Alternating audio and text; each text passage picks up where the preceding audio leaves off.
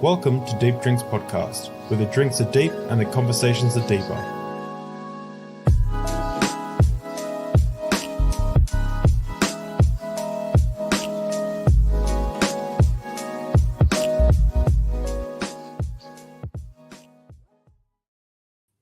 Hey everybody, welcome to another fun episode of Deep Drinks Podcast.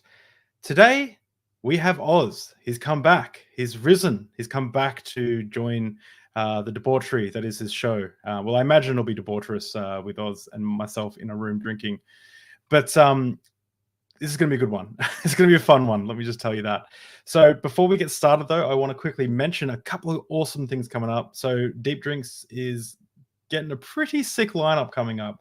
We've got Reed Nice Wonder coming up. How many times am I going to say coming up? But we've got Reed Nice Wonder coming on to talk about street epistemology, which is a really interesting and new way to have really hard conversations. You can use it when you're talking to your super religious auntie, or you can use it when talking to your managers at work. You can literally, it's a really good way to have hard conversations, but mainly about beliefs and things like that.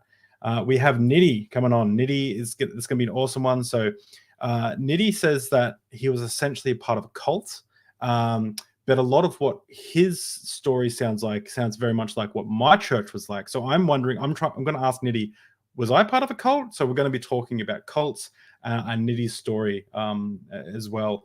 And then after that, we have Biddy Buddha, a friend of Tang, a friend of the show.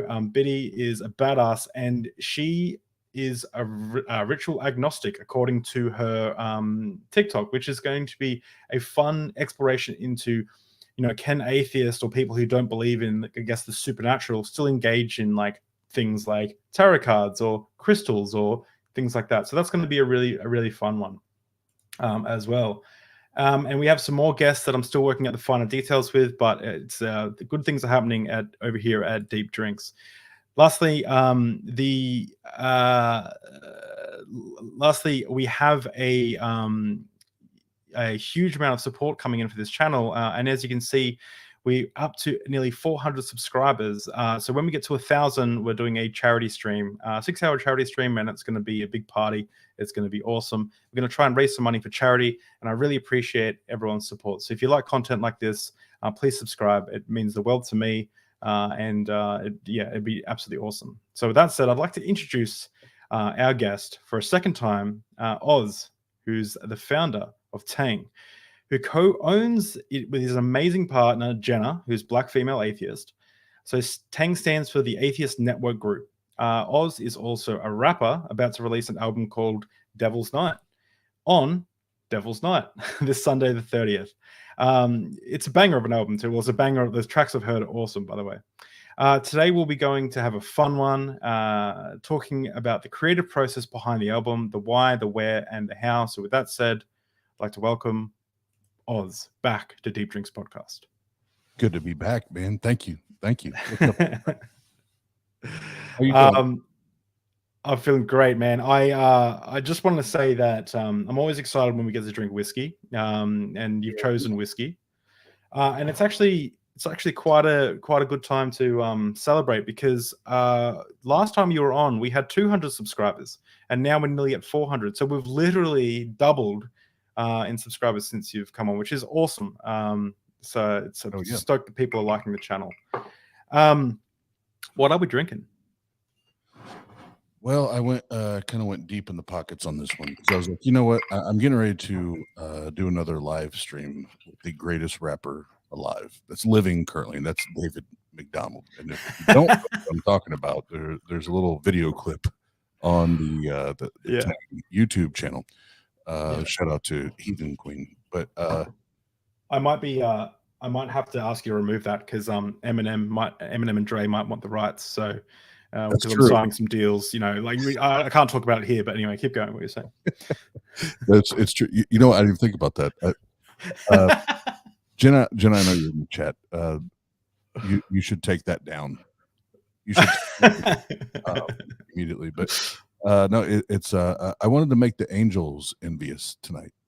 So we're going to sing all the praises to the devils and the demons because this does launch on Devil's Night. So Awesome. And I'm drinking. I couldn't get the fancy ass Angel's Envy, but I got the Povo Jack Daniels Tennessee Apple, which is what I drank last time. But it's the best I could do here in I've Kangaroo had Land. that shit's delicious too. So okay, awesome. No well, I'm glad it's up to scratch. No shame there. So one thing, so I wanted to argue with you a little bit, right? So this is a perfect way to introduce a guest as I take my first sip. So I've got a bit of a reputation in your community, in Tang, sorry, it's community, that that I know nothing about rap, which is kind of true. But I like rap, and so I've compiled a list of albums that I've listened to that I like, and I was hoping that we could put them together in a tier list. Let's get it. All right, so let's do this. All right, so we've got heaps of albums here. Some of them you might not know because they're from kind of, I don't know if some people would call them rap.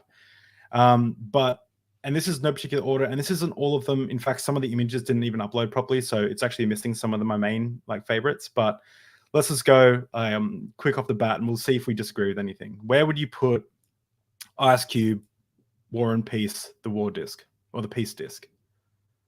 And if you don't know, it's just stick it in non-applicable if you haven't listened to it enough. Oh no, I'm familiar. It would not be in my top 5.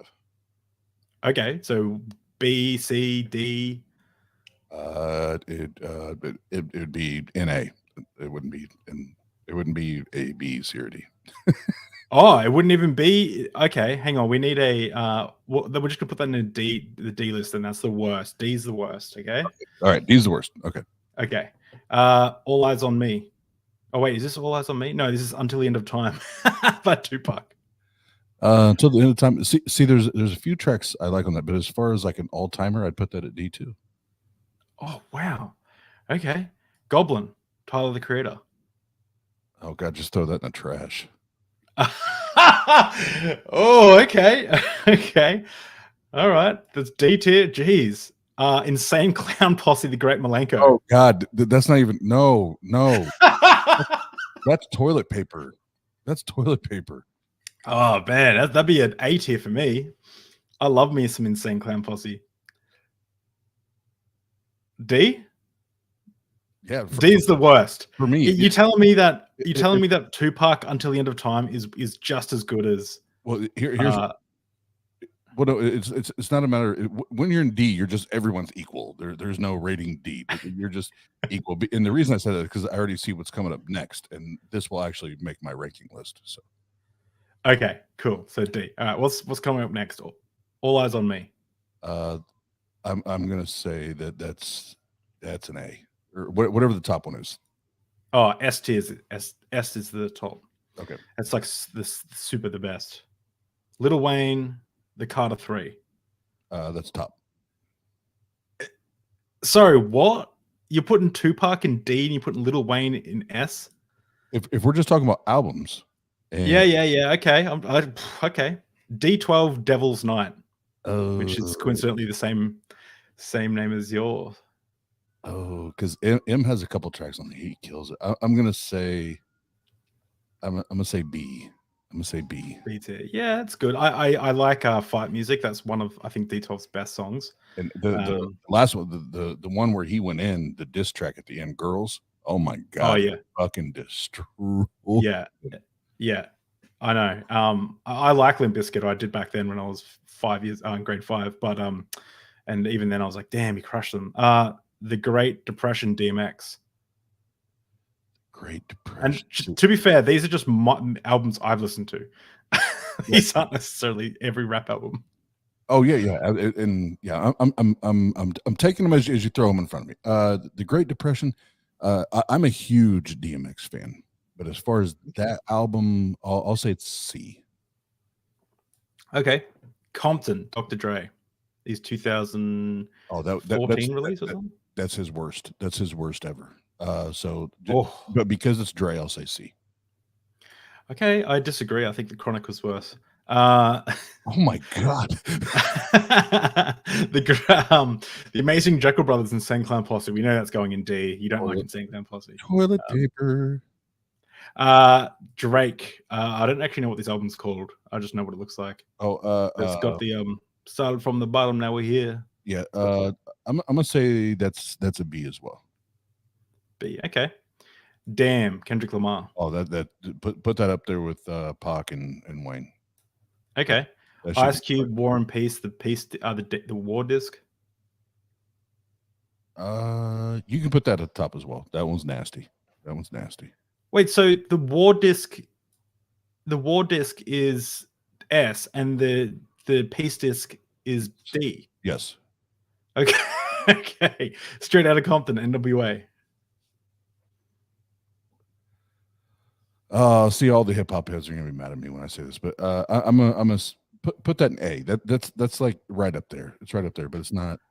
Okay. Wait, have you listened to all these albums, including Great Milenko and Amazing Jekyll Brothers? I sure have so far. Yep.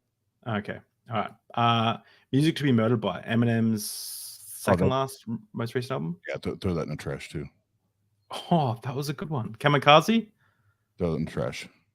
Oh, you're breaking my heart. Dr. Dre, The Chronic. Oh, this is obviously trash as well, right? No, put that at see the Chronic. Put that at B. B tier. Okay. If you're reading this, it's too late. Drake. That's one of my less favorites of Drake. Put that at C. Oh, that's my favorite of Drake. Dr. Dre 2001. Oh, that's instant at the top. That's the best. Yeah, we agree there. We agree there. That's the one that we fully agree on. Slim Shady LP, his first major album. At the top. Yeah, same. We agree on that. 50 Cent, Get Rich or Die Trying. Oh, at the top. All right. Kanye West. I think this is at the top. Okay. All right. Nas, Illmatic. Oh, see, that album fucks with me, man.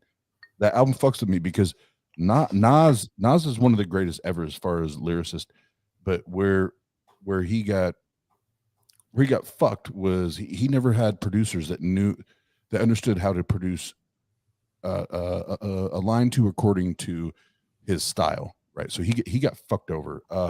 So I can't put that on Nas because it has nothing to do with the bar. So I'll say put him at A. That one at A. I can't say it's at the top, but I'll give him A.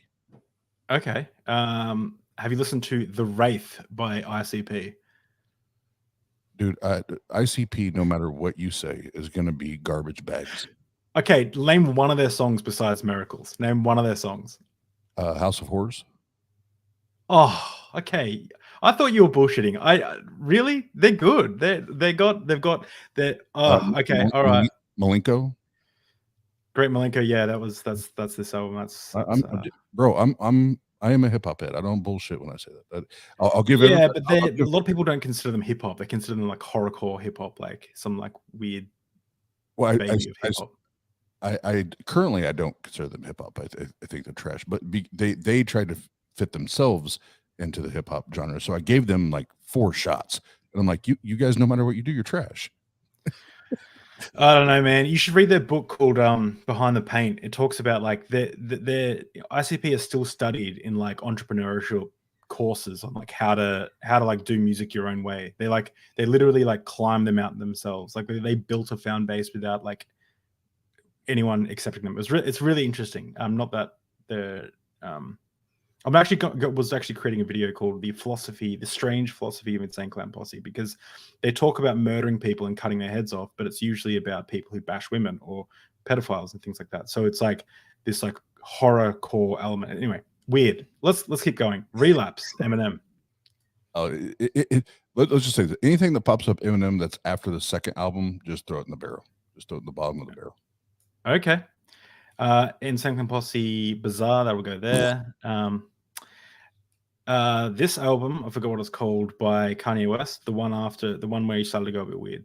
Oh, is that Yeezus? No, it's the one. I'll give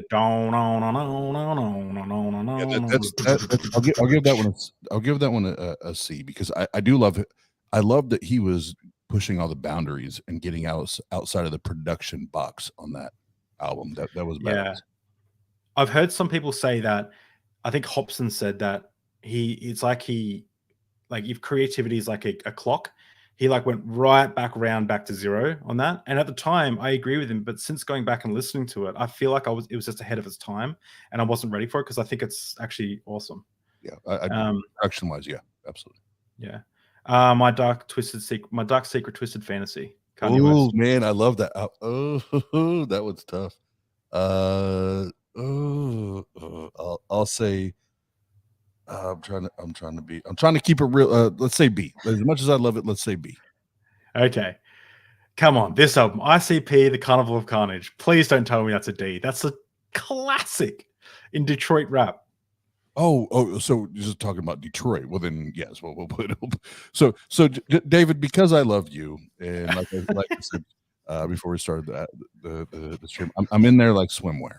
I'm in there like swimwear.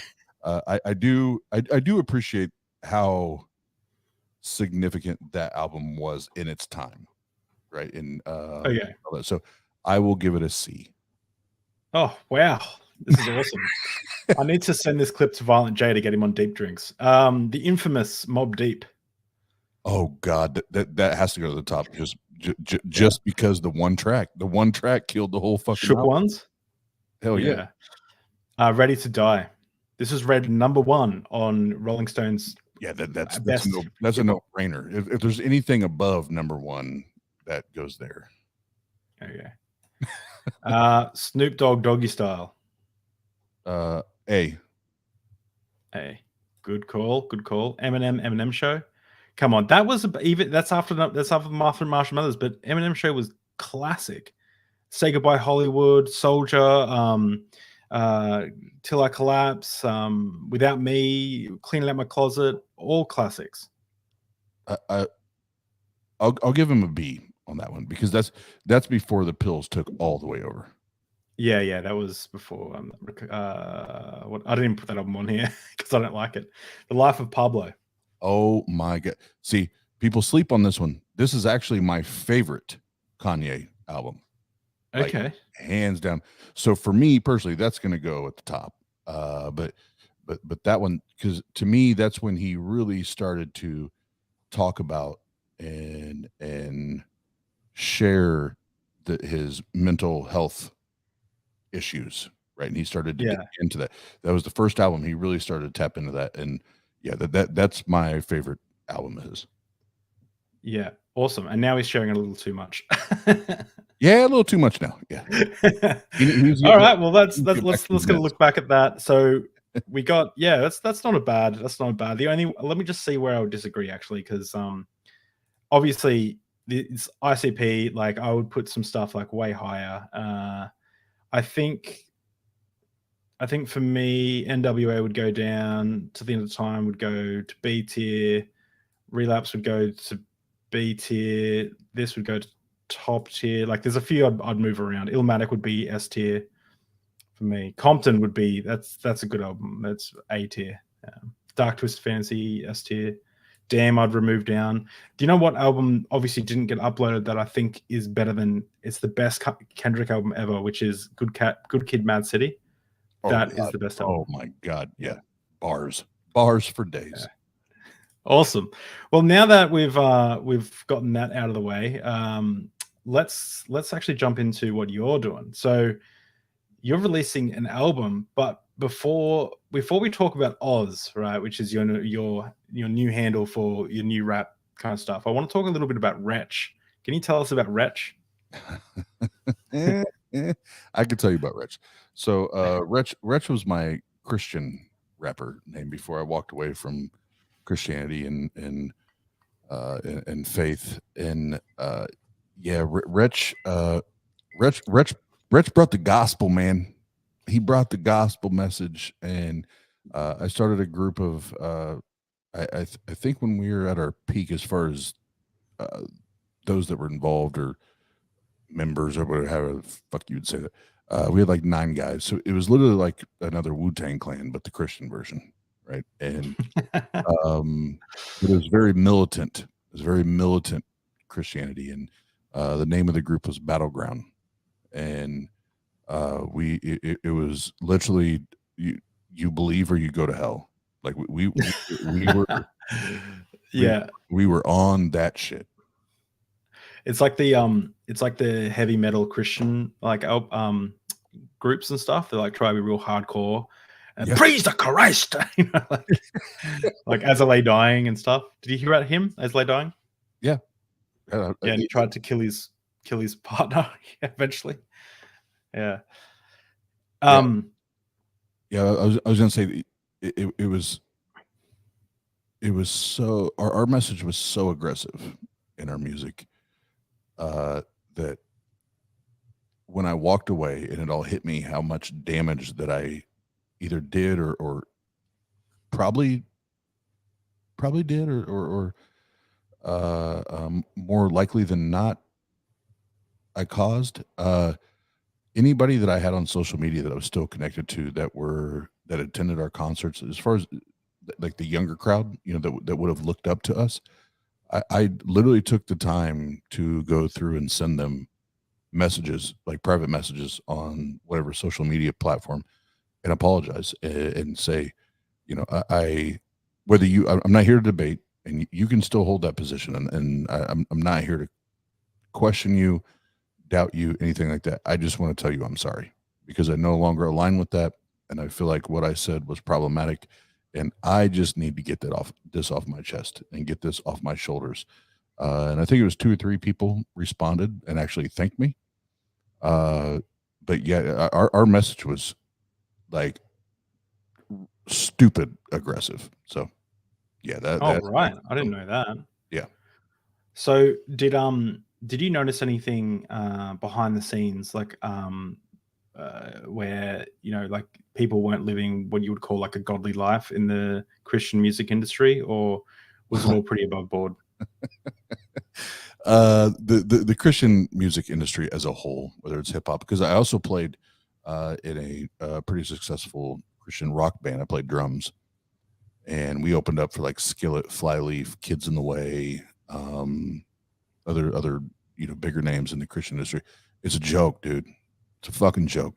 They all go out and party and get fucked up and you know to take people back to their hotel rooms, just like the secular artists do when they're on the road. They're saying the same things that Christians throw all the stones at those folks for. The Christian artists are doing the same goddamn thing. They're doing the same goddamn thing, and I think unfortunately for them, the downfall is once they sign the contract, because this is how you think about it. So you're in your most of them late teens, early 20s. You have a person or an organization put a contract in front of you that we're going to offer you X amount of dollars to record 2, maybe 3 albums, right? And so far they're working on pennies, right? They're working on pennies, and they sign this. Well, they don't pay attention to the fine print, and in the fine print, these record labels, and I'll just say it now, like Tooth and Nails. For those that are familiar with Tooth and Nails, Tooth and Nails. You know, there's a few others, but Tooth and Nails is probably one of the worst at this. But you sign the contract, and then it's in the fine print. If you don't read it, we can literally either just remove an entire song or force you to change the lyrics to have it match what we want it to match. And that fucked so many people up, man, because it was like, oh, so I actually don't get to be me. I don't get to be artistic. It's I have to do what what the powers that be want me to do. And so Tooth and Nails did Under Oath, 1,000-Foot Crutch, Demon Hunter. These are just bunch of them that I know of. MXPX was their first blow up. MXPX, yeah. Crucified, 9 Lashes. And if you look up Calibretto 13, I already knew about this, but Calibretto 13, my cousin was the front man in that band and got signed. And I remember watching the complete like shift or evolution, so to speak, from the time he was writing independently, then when he signed with Tooth and Nails, and all of a sudden there was this there was a shift where you could tell he just it left a nasty fucking taste in his mouth. And I'm not saying this is why or this is what caused it, but now currently he is now an atheist. So it's you know it's amazing how things how those kind of experiences can make you start questioning and researching and doubting. And it's not the reason people walk away, but Christians don't understand in the moment when they're in that it it it, it is it is those situations, those conversations that make you step back and start asking, okay, why am I doing this? And am I fighting for and speaking for a true thing? Because this doesn't feel right to me. And it's those little glimmers of doubt that start the spiral. There's I just wanted to say that that I had a friend who used to hang out with the band at Hillsong United in Sydney. Now this is conjecture, but he would hang out with this band. There's Marty there. I forgot his name, but he's the son of Brian Houston. But they would all go out and do coke after after the shows, or like go party until really late. Marty now, this guy here, he's an atheist, or at least he doesn't believe in God, and he's been releasing Instagram posts and TikTok posts and then deleting all these posts and stuff every now and again. So it's it shows you, like, even Michael Guglielmucci, he pretended he had cancer for the longest time, and he wrote that song Healer, and really it was just about his pornography addiction. So unfortunately, what happens is a lot of people look up to these people, and they fall short, but they fall short in a big way. And it's easy to do, of course, in the music industry, because you got all these people adoring you, and then you're given just drugs are just out in the open everywhere, right? So, I mean, no fault to them, I guess, but it's like, damn, like, you should be above reproach, Well, at least that's what we're told, right? At least that's what we're told. But you get put in that element, right? And all of a sudden you're getting paid to play music, and you literally have people worshiping you, right? And that's what Christian artists don't talk about. The ones that are still like currently, or walking into it now, or have been a part of it for for how many years, they don't talk about that. You literally have people worshiping you. Mm. And you talk about getting the ego going and losing sight of why you're doing what you're doing. Oh man, if you're not, and I can say this whether you're a theist, atheist, agnostic, whatever. If you don't know why you're doing what you're doing, and it's just on a whim, and you stumbled into this thing, and there's not a purpose, it is so easy to get intoxicated by the attention and the admiration and the worship from all these people, because it makes you feel good, right? All these people telling you how great you are and how fantastic you are. And that's why I always want people around me, whether it's YouTube, music, day-to-day life. I want people around me that they're going to say, Oz, shut the fuck up. You're still the same dude that you were 5 years ago. Shut the fuck up. I want those people around me, because then you don't get lost in the sauce. You know what I mean? You don't get lost in the sauce, and you keep your priorities the priority. Period. I've always felt like Jenna is your girlfriend Jenna is a little bit like Amy, my partner, in that my wife holds me down in the best way possible, in that like she doesn't let my ideas get too crazy. Like she's kind of like a rock and I'm a balloon looking up over the forest, and without her holding the string, I'd fly off and I'd be insane. I'd be just weird. My life would go spiraling out of control. And I feel like Jenna's like that for you. She like holds you together. Am I right in saying that? Bro, you have no idea. You have, especially in the last 24 or 48 hours, like she is that. And that's a great analogy, whether it's the string on the balloon or just the anchor. When I start to float off, like my personal anchor, it like gets detached or whatever, and I start to float off in the ocean and the abyss. There she is to throw her anchor and say, no, I'm not letting you get that far away. Yeah. It's so true. So now that you're not Wretch anymore, you're Oz, right? So can you explain a little bit why you wanted to get back into the rap scene, back into the music? What influenced you to do that? I mean, you've always kind of been in it, but what's giving you the desire to release an album? Well, one, I fucking love music. It is music's in my veins. It's in our genes as a family. So that's first and foremost. I fucking love music. But I love people, David. I fucking love people, and this is not me like throwing shade or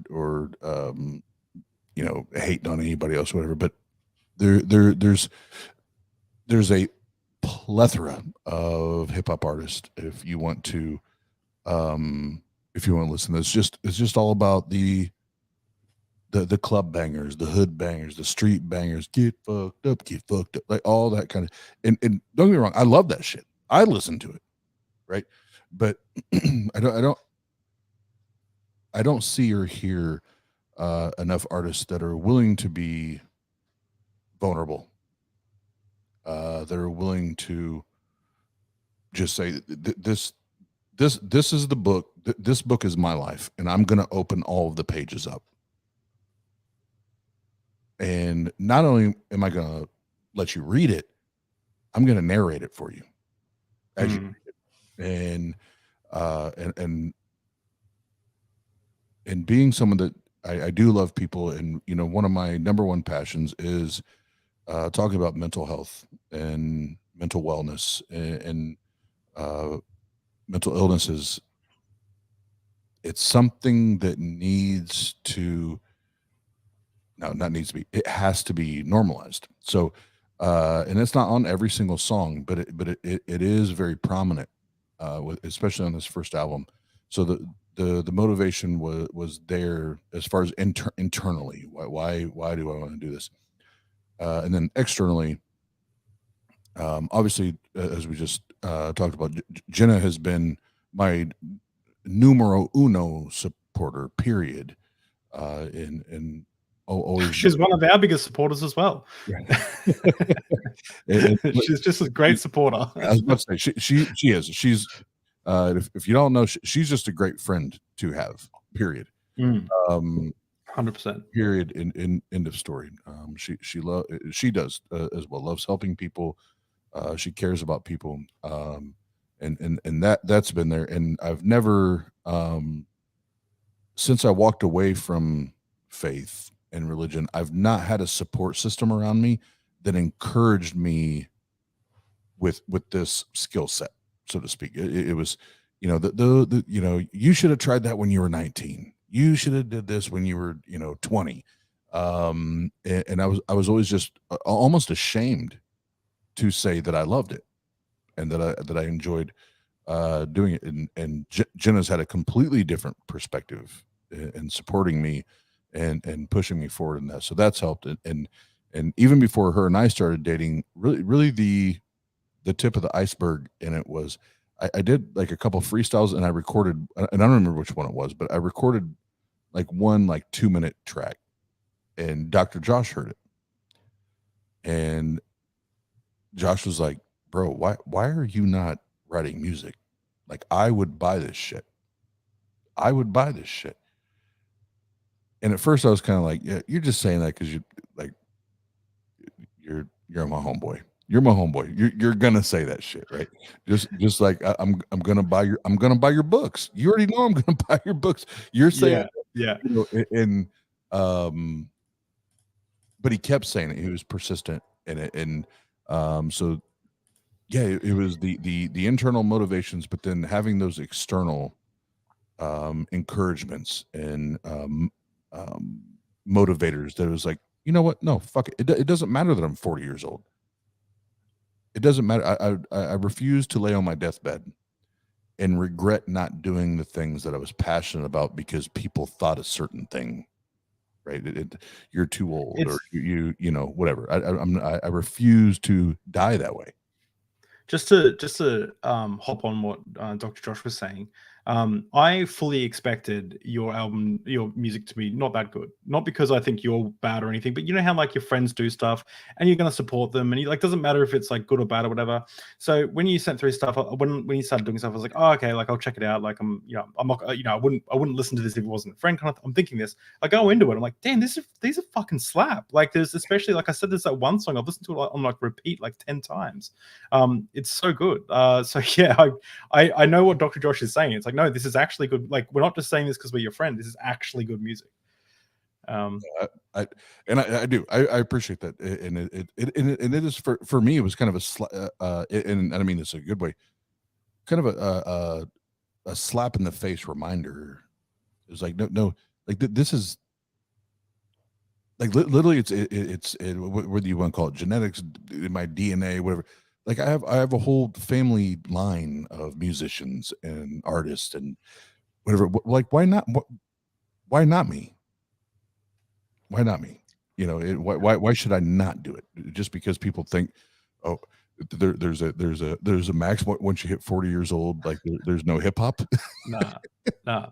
I mean, we might disagree, but I still think Dr. Dre is putting out hits at 50, and so is Eminem. I think I think Dr. Dre might be like what 60 now. Like he's old. I'm pretty sure he's like 70 with a cane, but yeah, he can still put up banger. I'm kidding. But Dre is my favorite producer of all fucking goddamn time. So yeah. He's good. Hey, he's 57, and he just released a song the other day that was awesome. And and seeing it at the Super Bowl was cool too. Except for Eminem. Yeah. You didn't like Eminem? Eminem's trash now, bro. He's trash. Oh, come on. It's cool that he took the knee at the end. He's but I didn't like that. He's trash. Nah, he's not. He's not as good. I feel like what people do, right, is like so Michael Jones was on the podcast like a couple of episodes ago, last episode, and he was going on and on about how much he hates Rings of Power.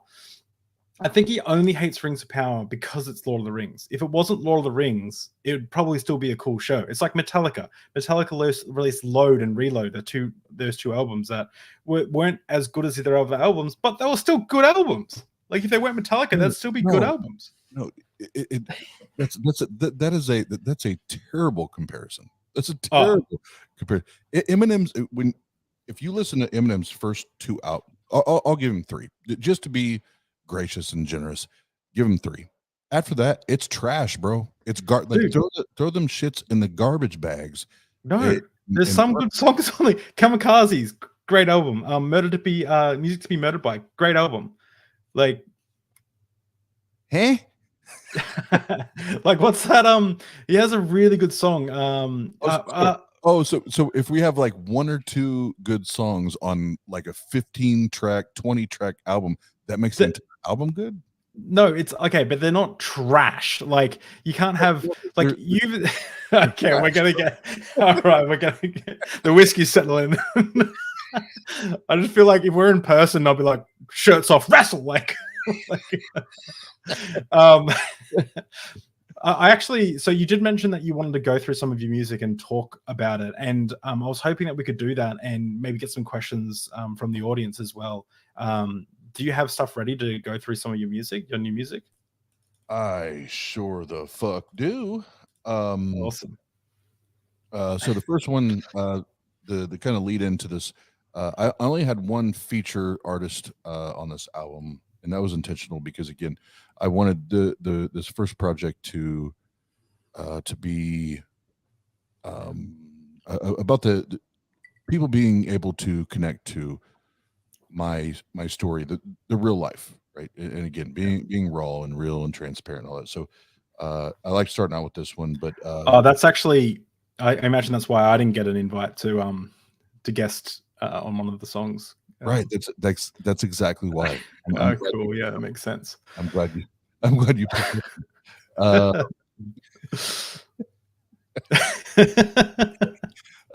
Moving on. Sorry, this alcohol's already making me feel a bit silly. So I apologize if you're trying to be serious and I'm just cracking jokes.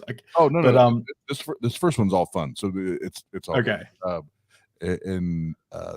So if you're not familiar with Blatant Blatheist, check him out on YouTube, Twitter. That's the homie, and this dude's bars. This dude is nasty. But the kind of the premise behind this, or the concept behind this track, was going back to, I think we talked about it earlier, but I am a high school dropout. I literally got my GED by just putting designs on the paper, like filling in the circles. I was so fucking high and stoned out of my brain that I was just making designs, and I still got my GED. Thank you, Indiana public school system. I still earned my GED. Here's to poor schooling. I found out my wife's school was like 15 grand a year, right? And she dropped out super young. My school was $52 a year. So you look at like the difference, like what am I missing out on in that 15 grand? Like, holy shit. Yeah. And it was leading up to this, like I'd had like 2 or 3 weeks, and I don't remember what the exact time span was, but I was getting the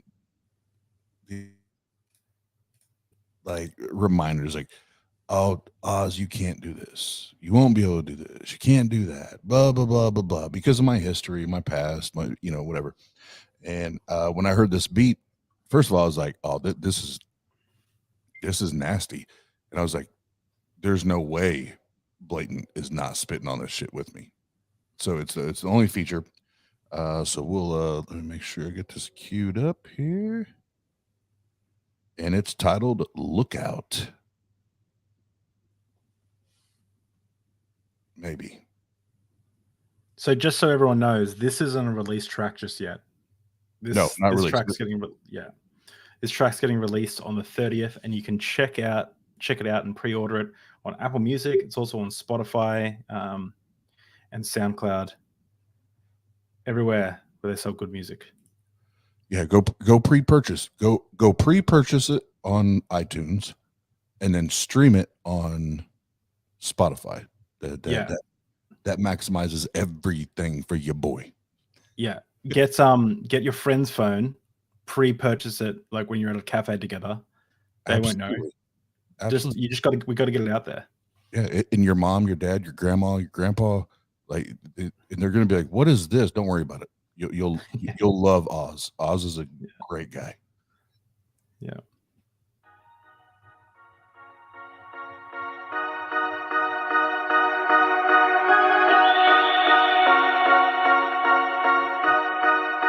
Look out. Que pasa, mi amigo? Give me the mic and let me go. When I go, it's so lethal. Load up on you in that old school Buick Regal. Why'd you all French though? I thought you said you and your crew ain't no bitch though. It's funny when I pull the pistol, you'll just see through like some windows. And I told you all to look out. We show up, you all good down. And now you all shook out. Move along, bitch. Move out. Yeah, we told you all to look out. Yeah, we told you all to look out. We told you all to look out. Yeah, look out. We told you all to look out. Yeah, look out. We told you all to look out.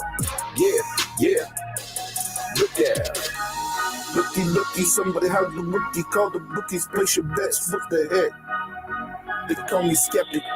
The shoe fits, so I kept it. Your propaganda wrecked it. Here's your lesson. I'm not the one to mess with. Beast mode selected. Getting paper. Keeps my dick erected. And peak my methods. I've been elected. Bitch, I'm the boss. So we get it technical now. You take it too far, you get hit with a technical file. My words are my weapons. That's why when I start to the fast, it's like I pull a technical blind. I was a mom-minute child. Disrespect is my specialty now.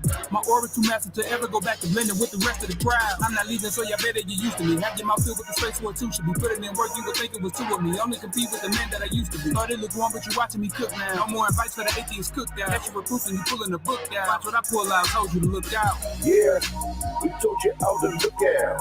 Yeah, we told you all to look out. We told you all to look out. Yeah, look out. We told you all to look out. Yeah, look out. We told you all to look out. Yeah, look out.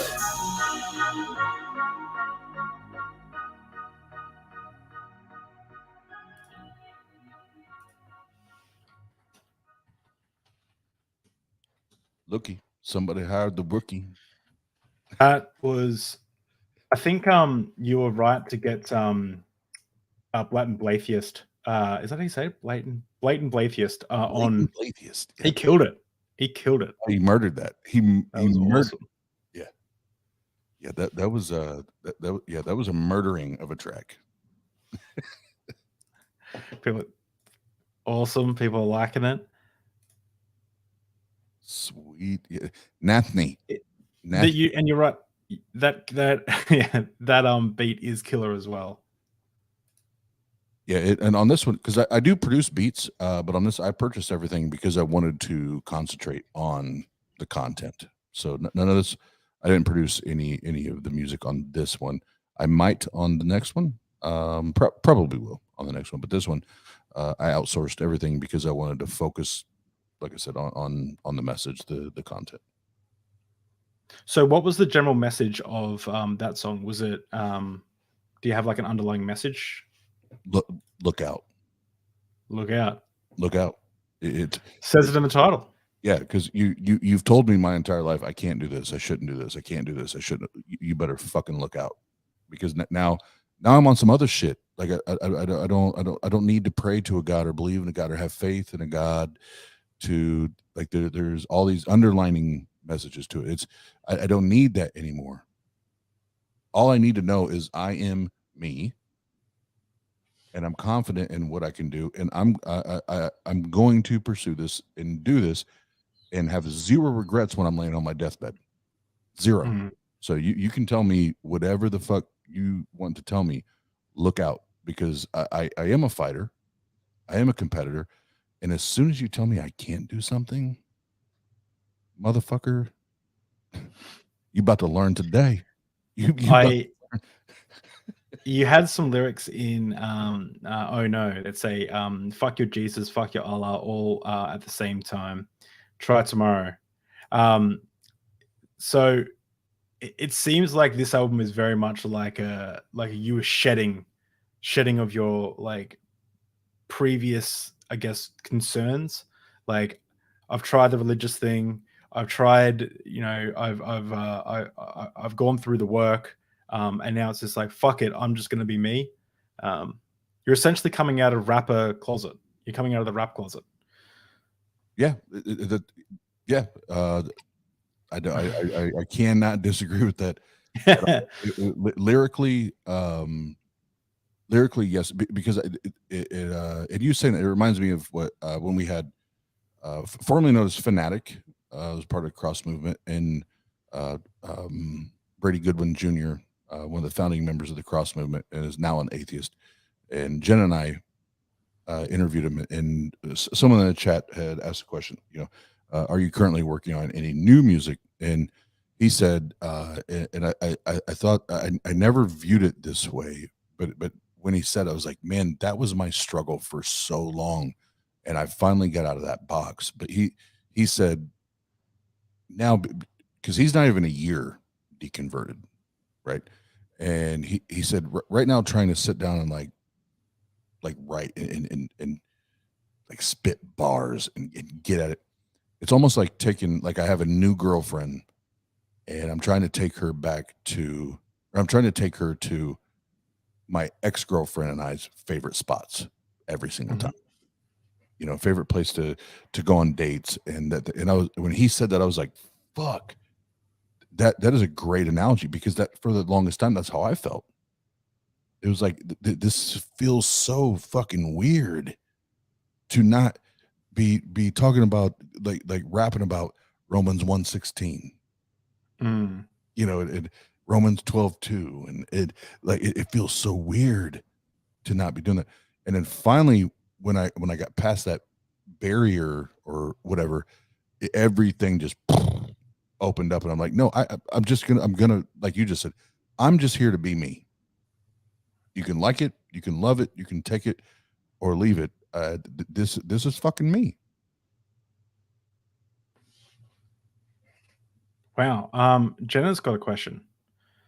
I've noticed most of your music is a reflection of your past. Is the direction of the next album or any music you can point to now have more of a "this is where my life will be" vibes? She's basically asking when you're going to propose. She wants you write in a song, so she knows. Well, we share a very clear path on the proposal and the marriage thing. But the next album, Osmosis, and I've already started working on it, and it'll have an intro track, and the second track is the one I'm working on currently, but it's called "Welcome to My Matrix." And cool. There's a lot. I definitely expand and show more of my versatility, as far as, because these are very and I tried to explain this to Jenna a couple of weeks ago. There's a difference between flowing to a beat and then writing a beat, right? And this one I just flowed to the beats. This next one is like there's the like you get to hear all of it. You get to hear the boom bap, like slow raps. There's the more like Bone Thugs and Harmony, like rapid, like the machine gun type rapping. And I'm trying to show that, but now in this one, the next one, I'm trying to show, tell, demonstrate, whatever, where I'm at today now, and how much happier I am versus what's on this album. And what's up, Dr. Cool. Josh? We were just talking about you. Oh yeah, can we just point out? Can you please read this? I try to read his comments every stream, but I don't do very well. Could you please read that out? Oh geez, these two atheists. Am I right? Am I right? Can't even ground instantiated ultimacy of necessary preconditions for the provision, all being self-contained, prime, typical, sad. Get out of here with your presuppositional bullshit. He always comes and drops pre-sub comments, derails the conversation, but I'm totally there for it every single time.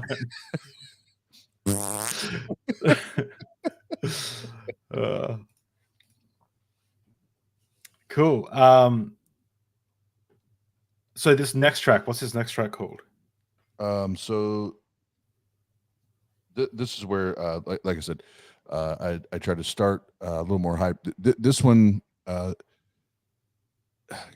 when I'm doing these interviews, I want people to try to get a full spectrum of what's on the album. So this is by far the most emotional or dark side of the album, and it's titled "Sorry, Mom." And for those that don't know, my mom, not this past July, but 2 Julys ago now, took her own life. and she was a very, very hyper spiritual, hyper Christian individual, and believed that God answered all the prayers and was was going to be there to do all that. And she ended up taking her own life.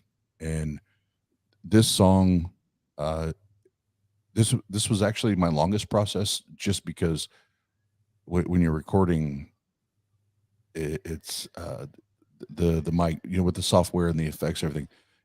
As soon as you start to get choked up, you can hear it. And this song took me the longest because for however long, when I first started recording it, I would get choked up, and it would fuck me up, and I'd have to start over. And but this one is for those that have deconstructed and deconverted, and you've lost family, you've lost friends, anything like that. Hopefully, there's another one on the album. It's called "Thank You," that has to do directly with this.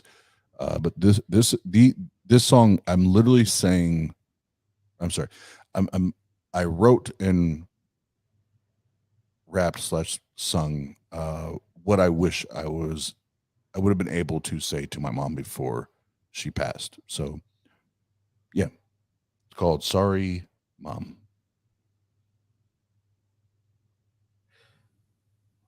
And for whatever reason, my phone wants to play a different song. Uno momento. Great build up, and then. I'm sorry, take your time. There it is.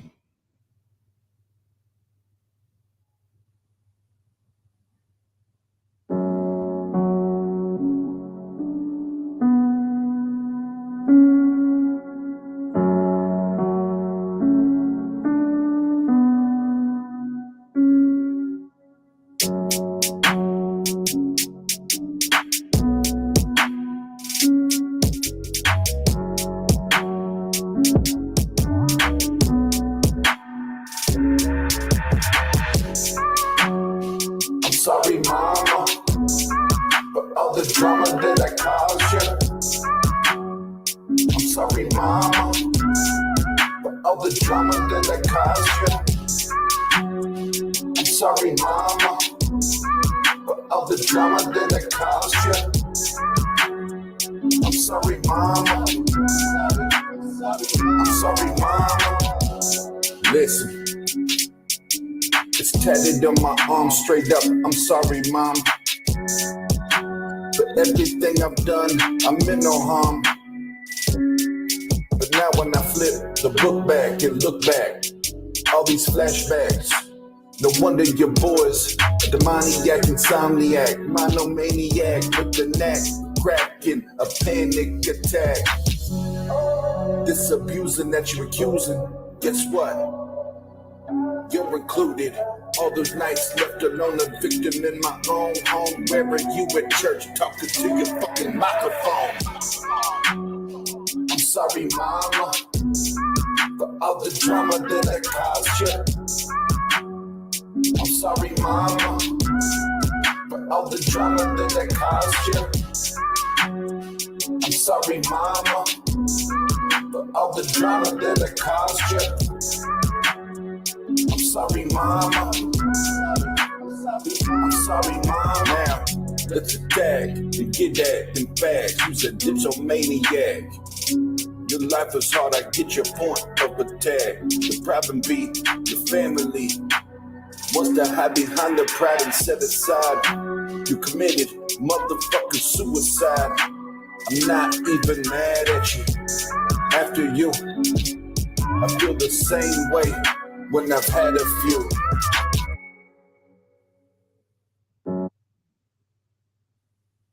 That's it. And that's actually that's track number 17 that ends the album on that one. And I did it on purpose. I want people to walk away thinking. I don't know what to say. That's so raw. It's so vulnerable. It's inspiring that you would do that. I think your vulnerability helps others. And that's it. And that's all I want. Like again, there are the fun songs, there are the upbeat, again, the club street bangers, all that. But I want people to connect to the raw, the vulnerability, the transparency. Yeah, I want them to connect to that. Whoever hears it and listens to it, because that's real life, man. That's real fucking life. And art, that's what art should do. It should connect us. Music should connect us. And whether we ever meet in real life or not, we can share that connection, because I hear you and you hear me, whether we ever talk in real life or not, because we share that story, we share that narrative. Because I know I'm not the only one, and I know there's many that have it way worse than I've ever had it. And if I can just help a little bit, that's all I fucking care about. Do you think something that stood out to me, like a quote that stood out to me, not your lyrics, but a quote that came to mind when I was listening to that, you mentioned about your mum. Do you think like hurting people hurt people? You mentioned how your mum had like a tough upbringing, and then it was reflected onto you. It seemed like, with her not, putting attention into the microphone at church rather than to you. Do you feel like that's part of it? Is that people that are hurting end up hurting other people? Absolutely. 100%. And Aunt Kathy and I have talked about this on streams we've done together, and talked about our family. And so my biological grandfather on that side of the family, he was non-existent via drugs and alcohol. My mom was non-existent via the microphone in church, God, religion. That was her drug. So it wasn't cocaine, it wasn't alcohol, it was church, it was religion. And that's why that probably on that album, that one line, even though I'm the one that wrote it and recorded it, it still stings me when I hear it. But where were you? You were at church talking to your fucking microphone. Meanwhile, I'm at home getting abused. But where the fuck were you? So she being one that was hurting and never truly dealt with the hurt, never dealt with the abuse, never dealt with the pain. She, in turn, whether she realized it or not, I don't know. She probably didn't. But in return, did the same thing to me that she hated about her dad. And again, if in me going through therapy and trying to cope and go through all of those things, if I can give someone else a glimpse or a little bit of a light at the end of the tunnel, and understand that first of all, it's okay to not be okay. It's okay to not be okay. And if you surround yourself with the right people, and you search out therapy, talk therapy, whatever it is, and medication, there is a brighter side to all of this. You have to surround yourself with the people that are going to help you and give you the tools necessary to I won't say win, but to succeed and get better and improve and overcome those things. Something that I love that you're so passionate about is telling people to go to therapy. I mean, you don't just run around the streets yelling at people to go to therapy, but you actually you advocate for people to go to therapy. I'm the same. I think everyone should go to therapy in their life. I think it's super important, but not if you're like at breaking point or anything, just for maintenance. I go all the time just for maintenance. Like, I'll have a few sessions here and there, and it'll get my thoughts back in order, and then I can continue on. the thing that I want to like get across though is like people often use drugs or alcohol or church, things like that, as a coping mechanism to deal with their issues, because they're scared of medicating themselves. And when I say medicating, I mean getting prescription drugs from the doctor, or going to therapy, or seeing a mental health professional or something like that. The thing is this is something that I've noticed in some close friends of mine at the moment, where they're really afraid to get pills from the doctor or to go to therapy because they don't want to feel like they're broken or something like that, or they don't like the idea of being medicated. And I can relate. I was there once, too scared to get medicated. I was prescribed the same antidepressants 3 times and didn't take them for my anxiety. It was only until one doctor pointed out that I already am medicating myself. Yeah. That I'm medicating myself by locking myself in a dark room and not leaving. I'm medicating myself by taking Valium too often. I'm medicating myself by doing things like unhealthy things to cope. Where if I just took this pill, it's a form of medication, but for me it worked a lot better. Or just going to a therapist, it's a form of medication, but it's not as damaging as the other things that I was doing to myself. So I think it's important for people to realize that are struggling with, what you're going through, or what you went through, and what your mum went through, and what people go through is people are always medicating, no matter what it is. It's just that some medications, and when I say medications, I mean therapy, everything like that, is much more safe and helpful than others. Absolutely. And yes, please, yes, talk to your psychiatrist, talk to your therapist, talk to get with your team, you should have a team, and get with your team and figure out what is the best recourse, what is the best method for you, because every fucking person is different, right? And how this will look, and how this goes down, and how it happens. But I will say, because as humans we are social by nature. If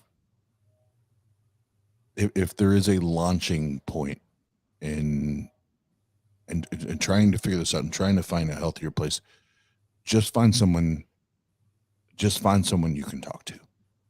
Just find someone that you can talk to, because talk therapy is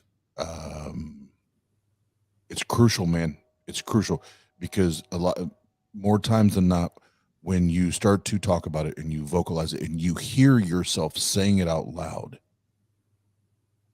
all of a sudden you start to reason more clearly, and you're thinking more clearly, because you're hearing yourself say these things rather than just think it, because the brain could be a wicked thing.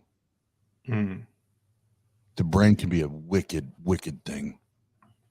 But when you start to say it out loud and communicate these things, all of a sudden it's like, oh man, I know that's true. I know that's not true. I know there's people that love me. I know there's people that care about me. But until you vocalize it, if it's just like ricocheting in your brain that nobody cares, nobody loves me, nobody cares, nobody loves me, and you get consumed and wrapped up in those racing thoughts, and in that, it will destroy, it will damage, and who knows what the end of that looks like, right? For the person. And that's what, just find someone, and fuck, I don't even care if it's a professional. Just find somebody that you know that you can trust. Just say, look, I just want you to listen. I don't want you to try to fix it. I don't need you to be a problem solver right now. Actually, don't say a word. Don't say a word. Just please fucking listen. It's also great advice too, when someone is telling you something that's like a problem, you ask them, do you want me to listen, or do you want me to offer solutions? Because they'll usually just tell you like, oh no, I just need someone to listen. And then all you need to do is just listen. Like don't try and solve anything, not until I ask, what should I do here? because it's super important. Just having someone to listens to you is super important. Yeah. Yep. Something I've been around folks like a lot of NA and AA meetings, and a few things they always talk about is, one, idle hands are the devil's workshop. So that is, if you're not doing anything and if you're just spending time in your own head, you devil's workshop, you're gonna go nuts, and you're gonna like start coming up with some crazy ideas. And second is they'll say, my best thinking ended me up in rehab. Yep. It's like they thought they had it all together, and they ended up becoming addicted to some sort of drug or alcohol, or ending up in prison or incarcerated, and ended up at rehab. And they're like, it's like, remember, your best thinking ended you up in rehab. So Yep. stop listening to your thinking, start listening to what other people are telling you in regards to, like, don't listen to the depression, the anxiety, the thoughts in your head. Do what you think is a good thing to do, you know? Yep. And Yeah. and if you are one of those that are called upon to just be a listener, we beg of you, we beg of you, be a good listener, be an active listener. And that doesn't mean you have 10,000 opinions. That doesn't mean you're suggesting anything. That just means you're actively listening, and whether it's like physically taking notes or you're just tucking things back in your brain, where the next time, like if it's David and I, the next time I talk to David, I'm going to ask, so, I know last time, David, we talked about this. How are you feeling, man? Where are you at? And be that active listener, and be like, participate in it without talking. And I know in 2022, that's hard to do. But be that active listener, be that listener that participates without speaking. Yeah. I think that's the best way I can say it. Deep. We always get deep on Deep Drinks podcast. That's what we do. Even when it was meant to be a fun muck around interview, showing off your new album, we always end up going deep, and that's what I love about it. Yeah, well, you know me, and I think most people listen and watch later, if you're familiar. I'm not afraid of these conversations. I embrace these conversations, and I'm passionate about these conversations because and Jen knows this. I have no problems over the last year. If it wasn't for ones like Jenna and Dr. Josh, and others, including Aunt Kathy and others, David, I don't even know if I would, like, and I mean this with every fiber of my being, I don't even know if physically I would still be here if it wasn't having those outlets and having those listeners that were just cool with listening as I vomited and puked and talked my shit and just got all that shit off my chest and off my shoulders. I don't even know if I would actually fucking be here right now today talking about an album, having this conversation with you, if it wasn't for having that support system and those listeners, right? And that's why I'm 100% invested in that conversation and normalizing the conversation around mental health, and fuck the stigma. Fuck the stigma, because we don't tell. I said this earlier today. We don't tell diabetics to just faith through it, muscle through it, man up, toughen up, fuck your insulin, fuck your insulin. We don't say that. Yeah, exactly. We don't say that shit. We do not say that shit. So why do we do that with people? Or why do we, as a society, why do we do that to people that, that have mental health, mental illness diagnosis? But anywho, I could literally talk about that for 4 hours, so I'll stop.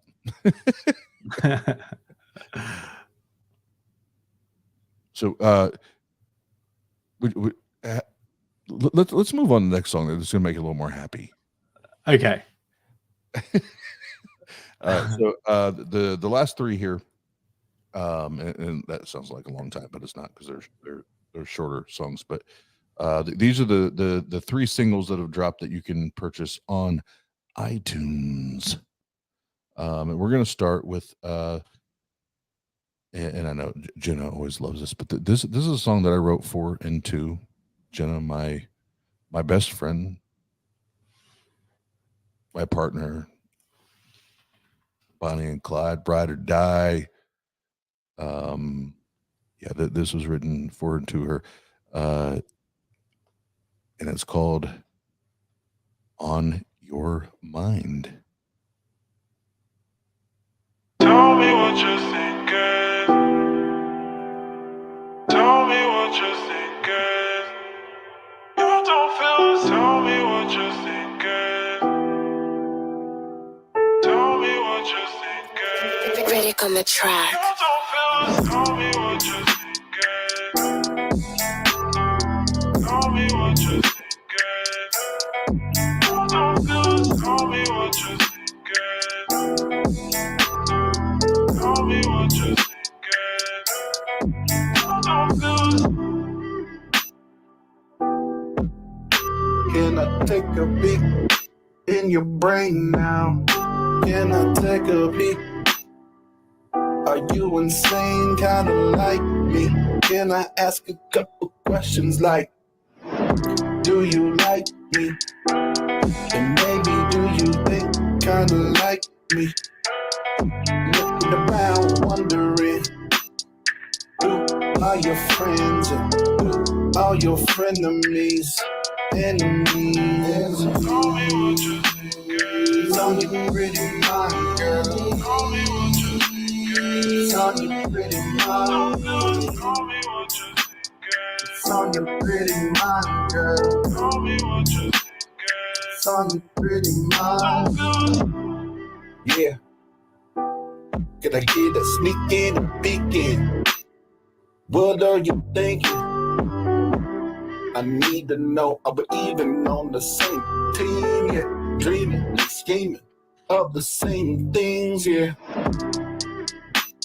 I see them looking and watching. Wanna be you, they wanna be me, but they just dreaming. We Bonnie and Clyde, 2022 bitches, yeah, we ride or die, yeah. Tell me what you're thinking. It's on your pretty mind, girl. Tell me what you're thinking. It's on your pretty mind. Tell me what you're thinking.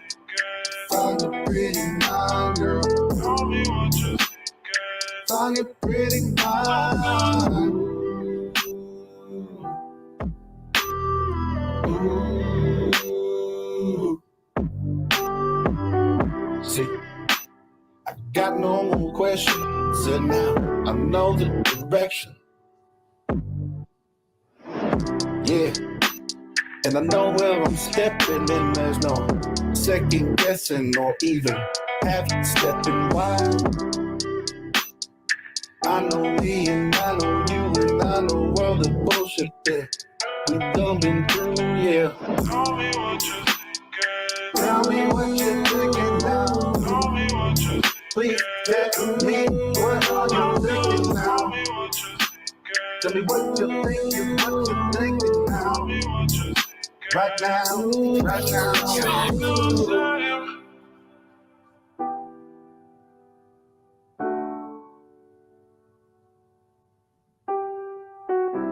Oh, isn't that adorbs? Isn't that adorbs? That's adorable. So I've listened to that song a few times, like on repeat. That was one of my favorites of the three that, well, there's only three, but that was one I really liked as well. I, for some reason, didn't put it, I thought it might have been about Jenna, but I didn't like put it two and two together. But now that I know it's about Jenna, I like literally got a little teary then, like listening to it. Like, you guys are fucking, I love, you guys are cute. And like, everyone knows you guys are my friends, but like, I don't know, I love that. And Jenna just said, I recommend you serenade Amy with the song Guaranteed Baby Number 2. Oh, that's amazing. Yeah, that's so good. No, I put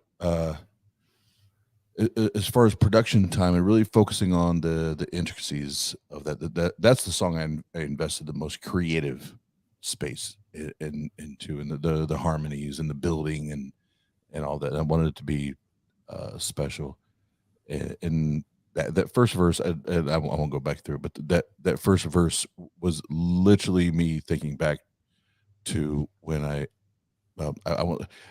not gonna say it yet, because when we share how we actually connected, I want her to be on the screen, but I remember those thoughts going through my mind, like I hope you know I'm crazy, because in there it says, "Are you insane? Kind of like me." Doesn't mean you have to be my level of insanity, but Yeah. But are you insane? Kind of like me? Do you think kind of like me? Or are you like?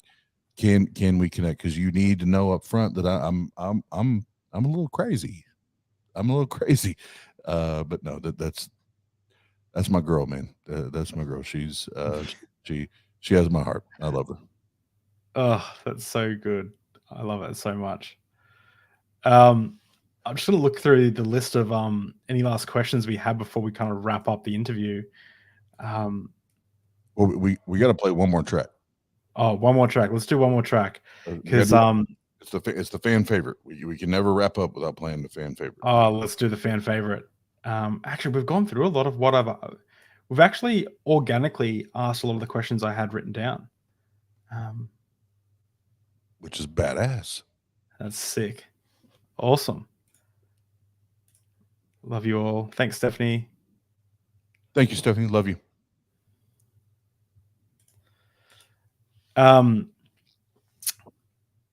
Cool. Let's do this last track. All right. So the last one, this is the fan favorite so far on the album, and yeah, I won't even give this a build up, but we can talk about it afterwards. But this is titled "No, No, No." Maybe. It'd help if I turn it up. Pretty sure this is a banger. You just went and Yeah. Hey.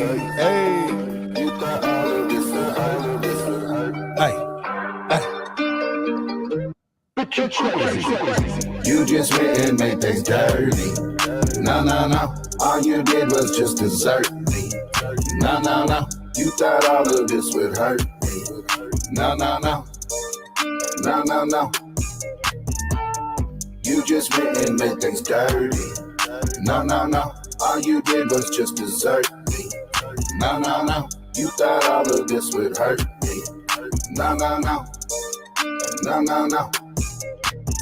All these changes, but I'm the one changing. Who, when, and what are you actually replacing? Now it's amazing, seeing you behaving, paving the way for the bye-bye waving, yeah. Who we fooling? My schedule's ruling, fueling the ruling, but hey, thanks for the time, thanks for the lessons learned, now burned in my mind. Now I'm inclined to outline and remind you design, sign, you design. So when you're out there telling my story, put down that line and make sure I co-sign. You just went and made things dirty. No. All you did was just desert me. No. You thought all of this would hurt me. No. You just went and made things dirty. No. All you did was just desert me.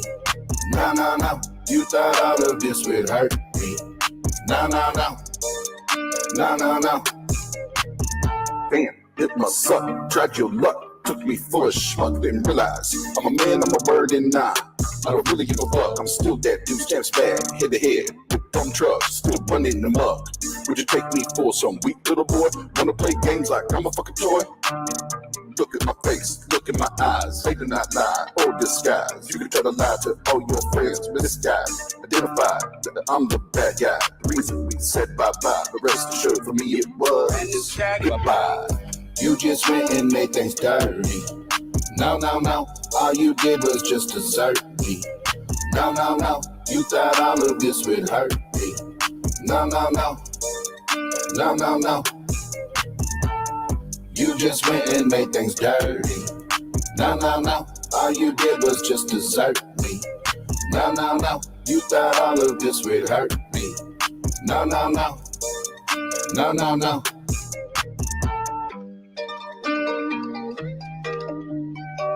Nice job, Kitty. Oh, that shit's so hard, dude. That shit goes so hard. So good. Ay. So good. I think that was the song that I had on repeat. Like, but I was listening to the whole 3 songs you had on Spotify on repeat. But that was like that. I think that one was my favorite. Maybe the other. I can't actually decide.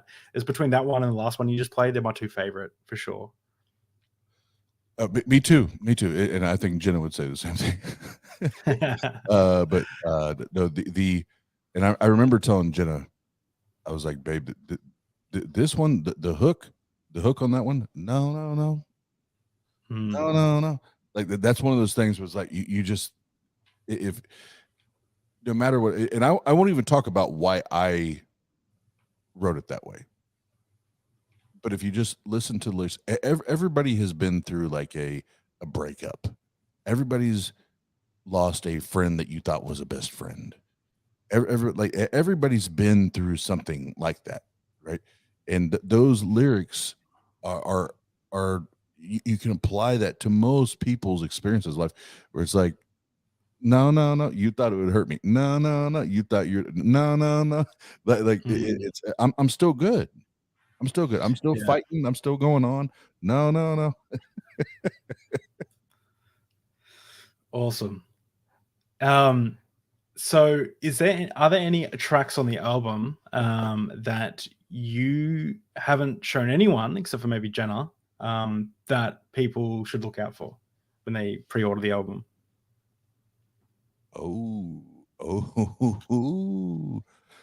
See, I feel like if I say this, then I have to hear it. There's you need to give them a hook for to look out for when the album comes out. Yeah, there's a track. It's called "You Did." You did, okay. And it's one of the I think 3 tracks on the album where it's all it's very precisely intermingled, but I'm talking to my 2 ex-wives and my mom at the same time. And you did that's the one. It's a banger. It's a banger, but it also it's if you listen to it, don't listen to it one time. You got to listen to it like 2 or 3 times, and you're like, holy fuck. Now I'm getting it. I'm getting it. I hear what he's saying, and I understand. So it's one of those, but it's also the beat's nasty. So awesome. So what's the best listening experience? So am I listening to this, like, let's say when the album comes out and I'm like, all right, time to I want to give this the best. Like, I know at the start of the Offspring's album Smash, they say, sit back in a chair, grab a glass of wine and relax and listen to these smooth melodies. What's the best listening experience for this? Am I driving in a car down the street? Am I sitting in my house? Am I playing video games? Am I listening to it with like a good pair of headphones? Like, how do you envision someone listening to this? That's a great question. Man, I as a complete body of work, I would say that this is one where it's either in your car on the way not on the way to work, like not on the way home, but you have a long drive ahead of you, and you want to have an experience with the music. That would be it.